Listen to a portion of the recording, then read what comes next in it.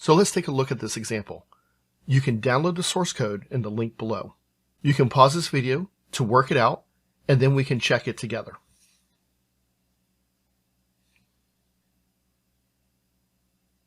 So here we're going to get some inputs, do some calculations, and then print out our answer. So let's see how we're going to do this real quick. Now, we've already looked at how to get inputs previously, so this is going to be easy. Whenever we work with a number, we need to ask, is it a floating point number or an integer number? An hourly wage could easily have a decimal point in it, so we're going to use a float. Now, depending upon where you work, you may work a fixed number of hours. That's an integer. You're expected to work 30 hours a week, 40 hours a week, etc. Or maybe you clock in on the quarter hour or half hour. So depending upon which is going to be used, you'll know whether to use an integer or a float.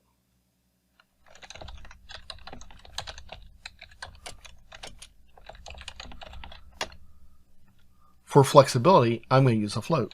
For our bonus, we're going to assume that this is going to be an integer. And now we're going to do our calculations.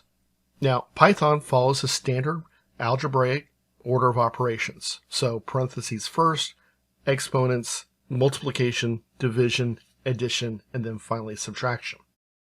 Mixed in there, we also have modulus operations, which will be on the same level as multiplication and division.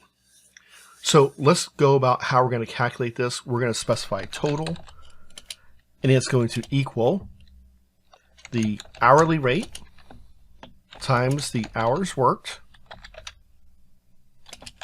And since that's multiplication, that's going to be done first. Then we're going to add the bonus. Now, some people want to put parentheses around hourly and the hours worked. And that's totally fine. It's not going to change the equation at all.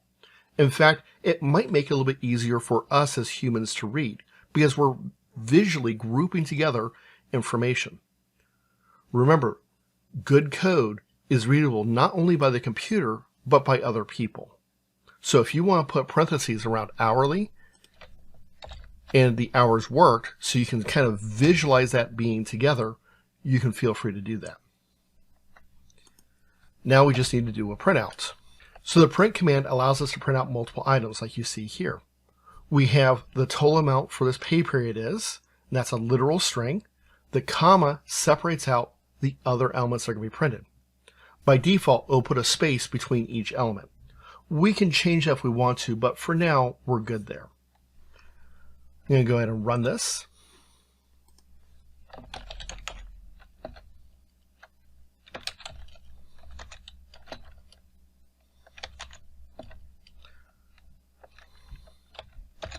We'll just give it some default values, and the total due for them is, and you see a total number.